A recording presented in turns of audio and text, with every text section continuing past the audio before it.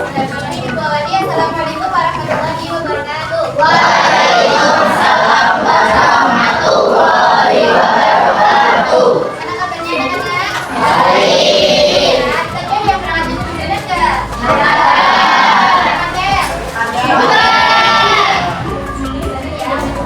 Semangat kan buat belajar hari ini? Masih. Oke, sebelum kita memulai pembelajaran hari ini, alangkah baiknya kita membaca basmalah bersama-sama. Bismillahirrahmanirrahim. Oke, sebelum memulainya kita seperti biasa ada dulu yang bawa jus apa, jus apanya dikeluarkan.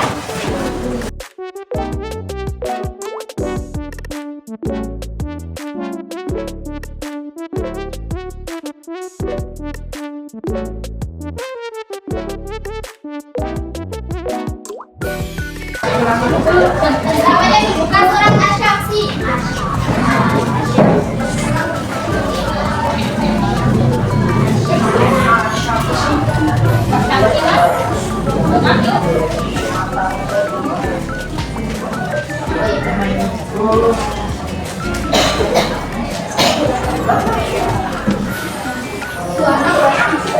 Sudah ketemu?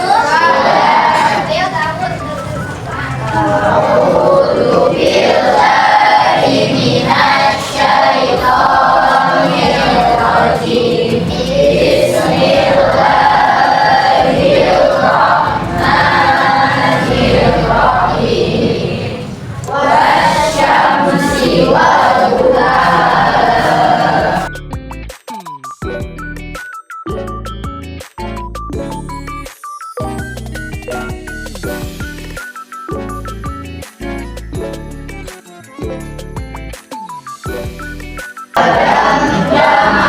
Alaihim rabbuhum bidamdihim fasawwaha wa la yakhafu uqbaha.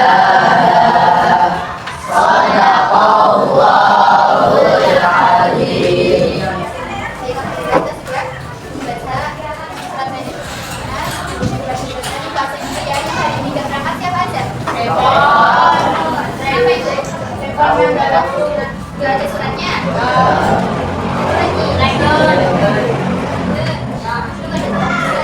azim. Banyak ya yang terangkat ini. Apa lagi?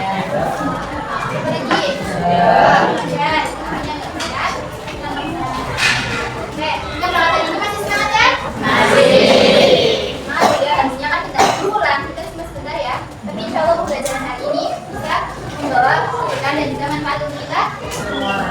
Oke, kemarin kan kita sudah masuk ke bab baru ya. Bab apa itu? Dinasti. Yang lainnya dibuka juga dulu. Kelima, dinasti Umayyah.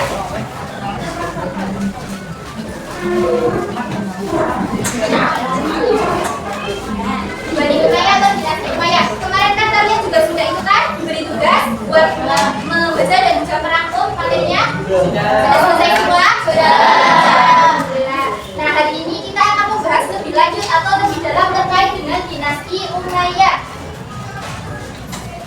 Nah, sebelum kita masuk ke materi, ada yang tahu nggak setelah Rasulullah wafat siapa yang memimpin umat Islam? Ayo, siapa?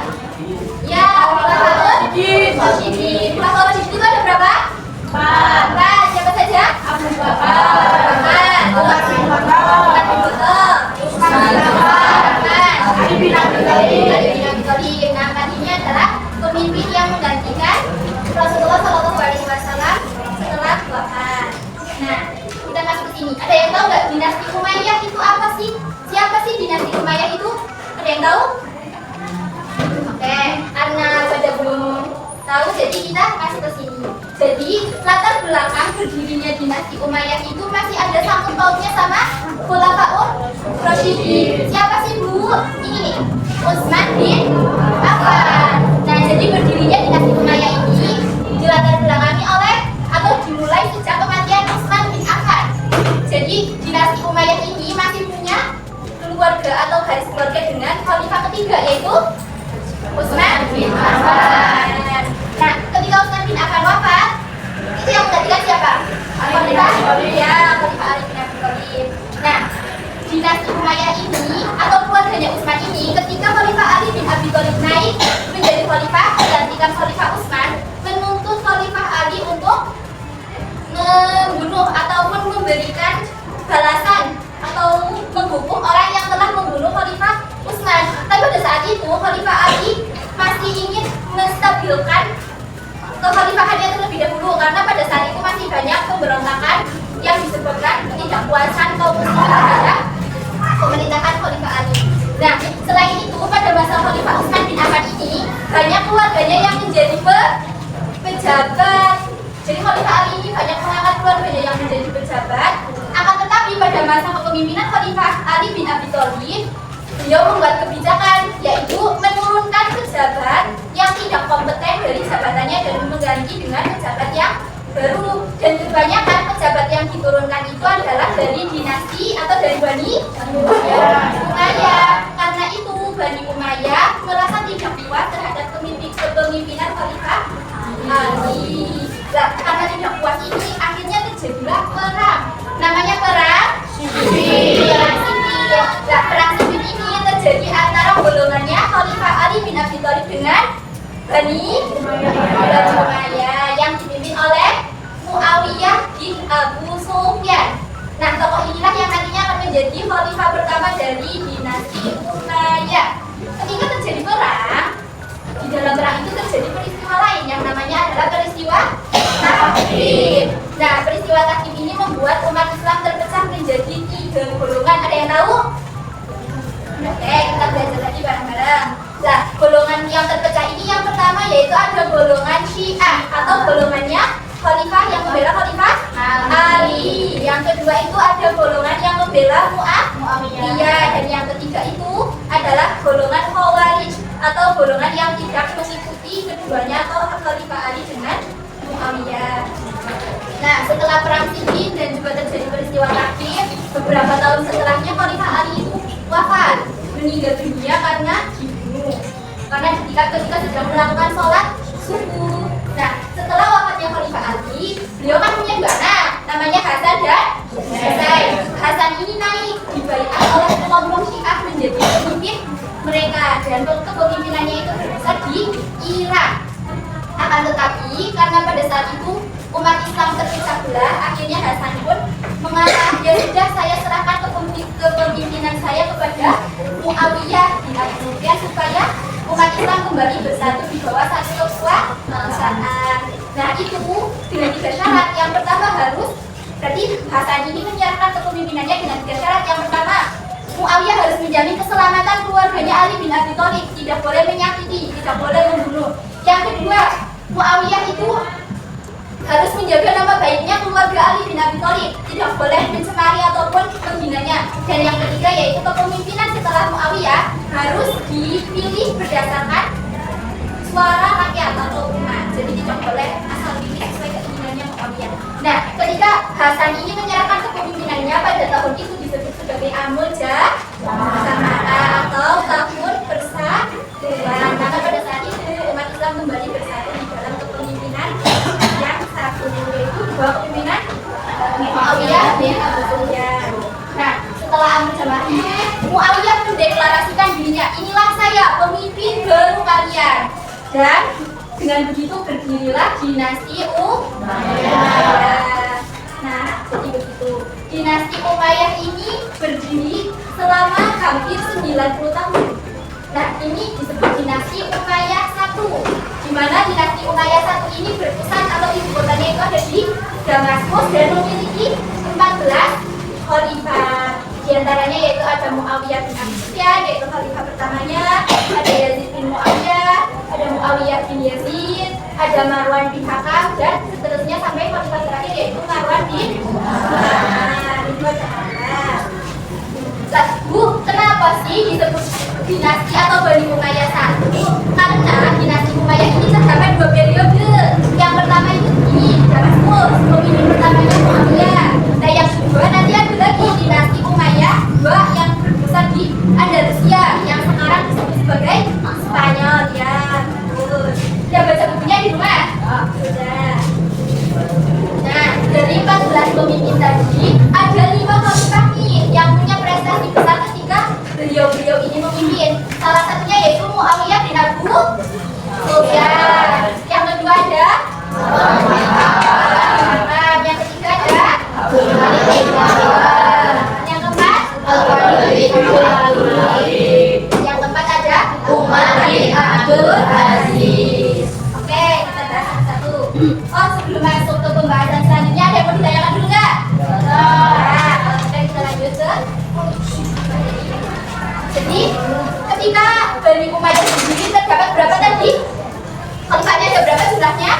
11. Tapi yang akan kita bahas lebih mendalam itu ada 5. Nah, salah satunya itu yaitu Muawiyah bin Abu Sufyan. Nah, Muawiyah ini merupakan khalifah pertama yang menjabat pada tahun 660 Masehi sampai 680 Masehi. Dia merupakan khalifah pertama dan menjabat hampir selama 28 tahun. Nah, kenapa sih Bu disebut memiliki prestasi yang besar ini?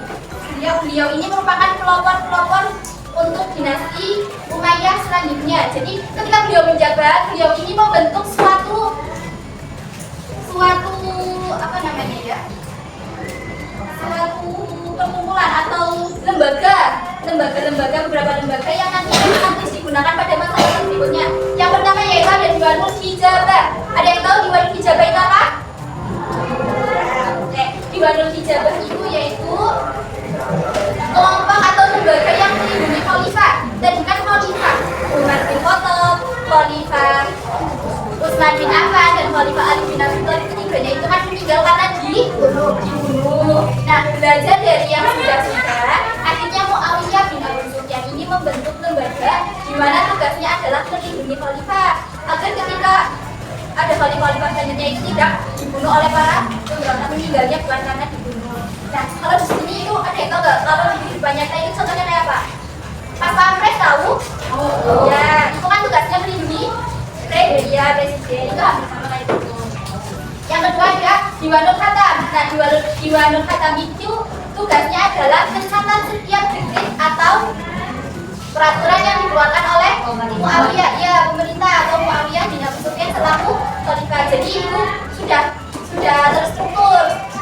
Kalau di sini itu tugasnya misal kayak mencatat undang-undang yang baru itu, menerbitkan undang-undang itu. Namanya Diwanul Khatam. Yang kemudian yaitu Diwanul Barid.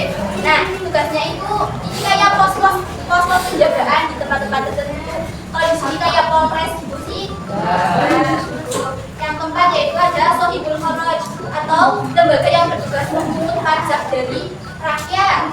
Selanjutnya yaitu membentuk percetakan mata uang resmi negara. Dan yang keenam juga salah satu yang baru dilakukan umat Islam pada saat itu, membentuk armada laut pertama dalam sejarah Islam. Itu belum pernah dilakukan oleh khalifah atau pemimpin pada zaman sebelumnya dan baru dilakukan oleh siapa? Muawiyah.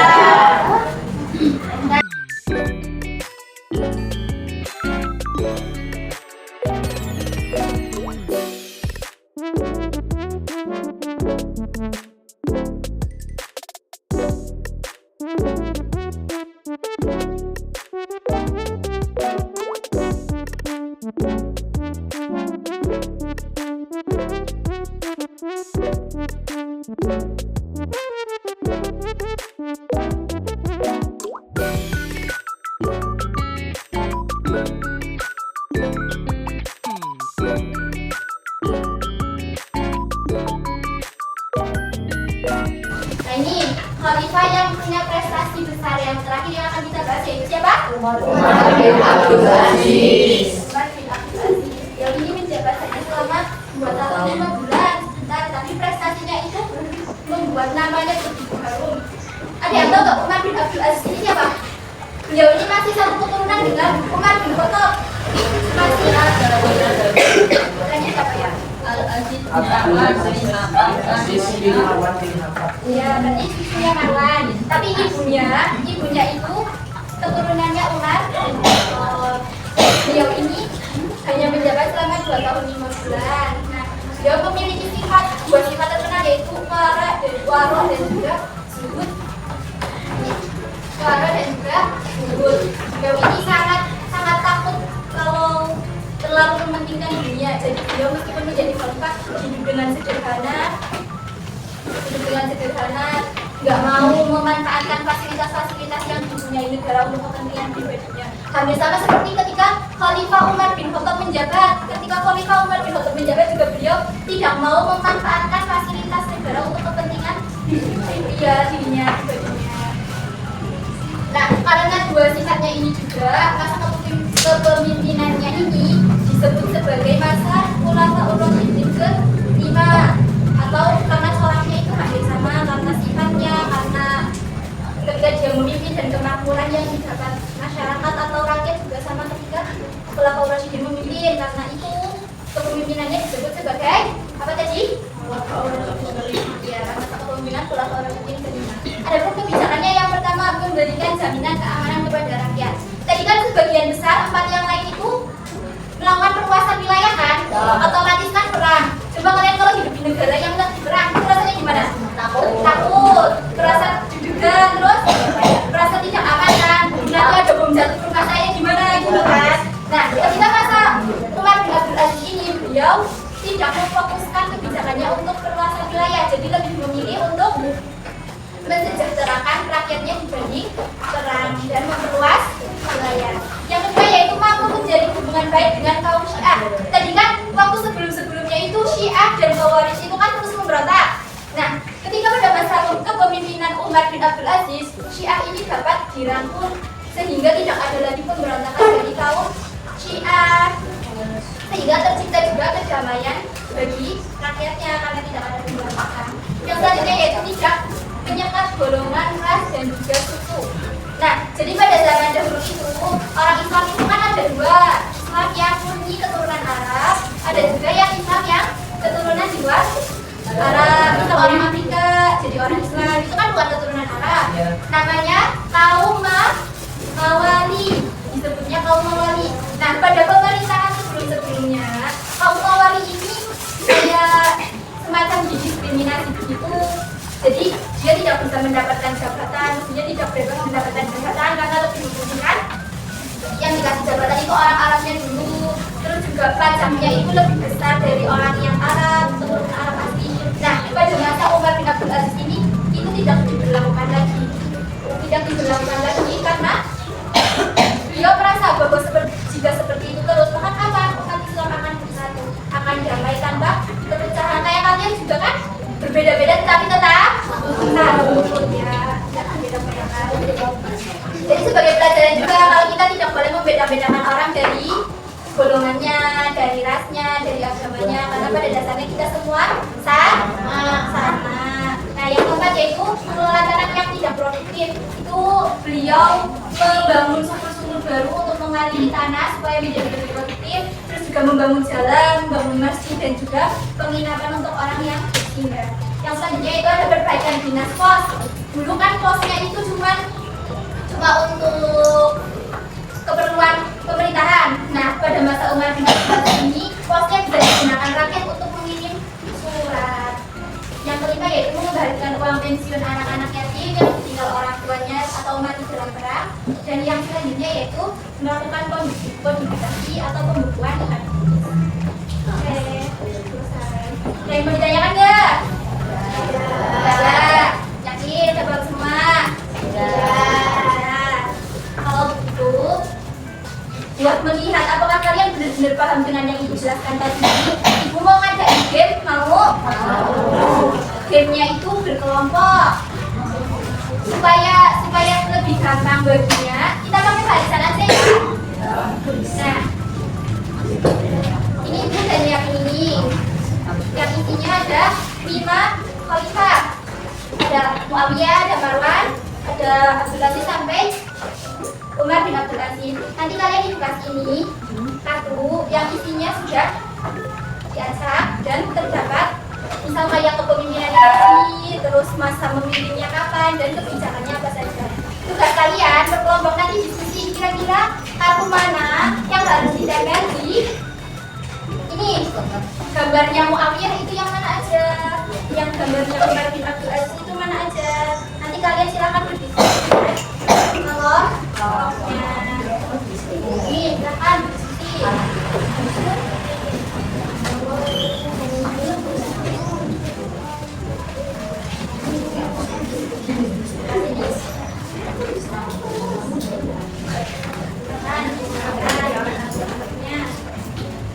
Ini yang mau berdoa apa kok? Barang-barang yang dibahas ini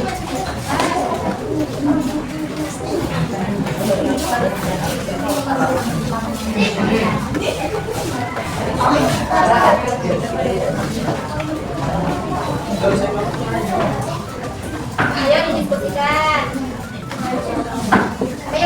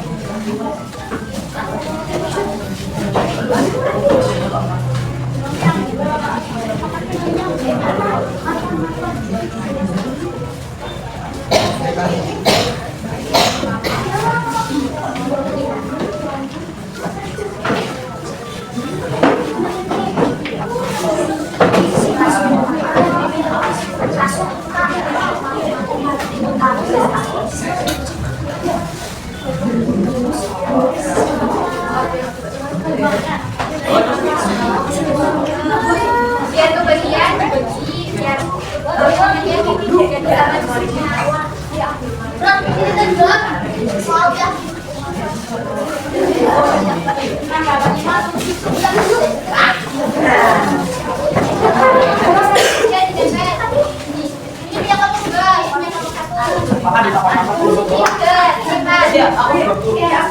jadi itu 1, 2,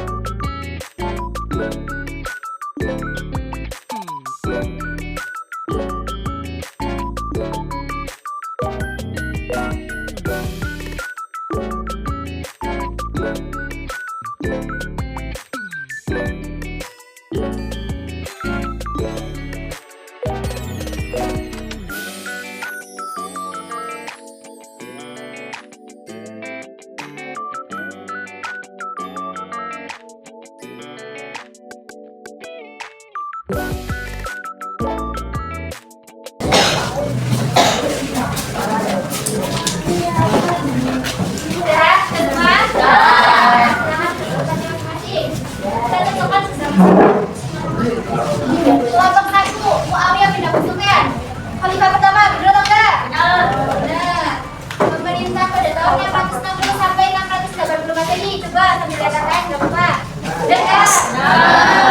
Menjabat selama 20 tahun, benar enggak? Benar. Terus kebijakannya diantaranya seperti membentuk Diwanul Hijabah. Betul. Yang kedua ada Marwan bin Hakam, Khalifah keempat, benar enggak? Betul. Satu dilihat LKS-nya kita sesuai bareng-bareng. Pemerintah pada tahun 684 sampai 685, benar enggak? Yang selanjutnya menjabat selama kurang lebih 1 tahun atau 9 bulan, benar enggak? Dan kebijakannya itu meredam gerakan-gerakan pemberontakan, betul enggak?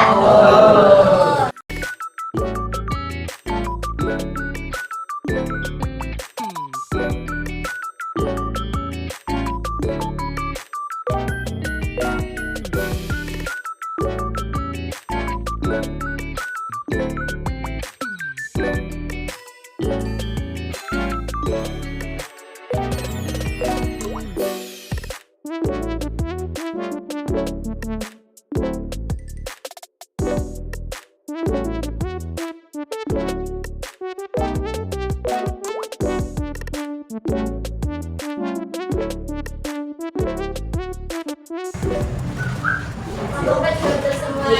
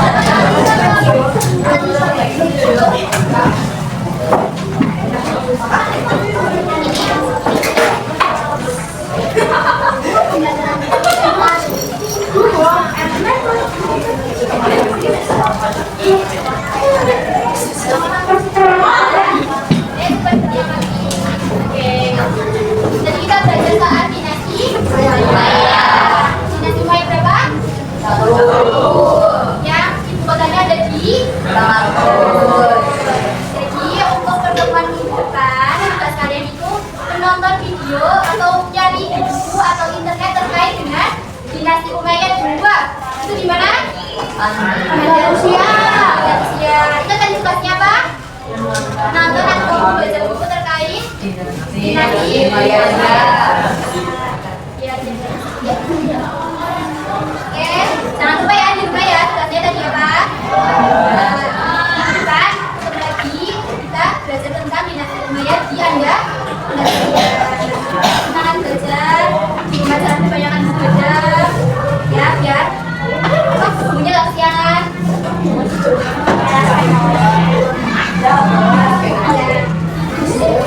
Jangan lupa tugasnya ya tadi. Oke, untuk menutup pembelajaran hari ini, silakan ketua kelasnya. Ya, udah. Berdoa mulai. Terima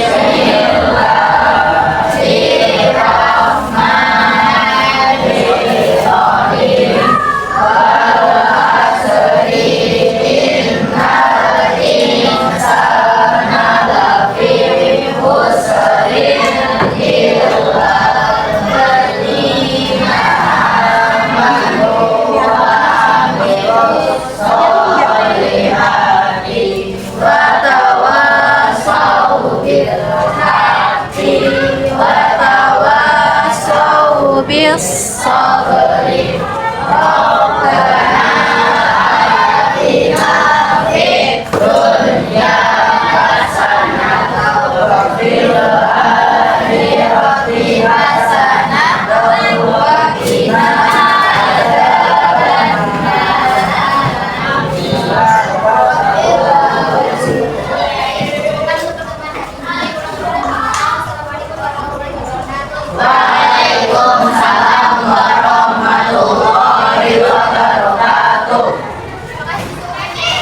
semuanya.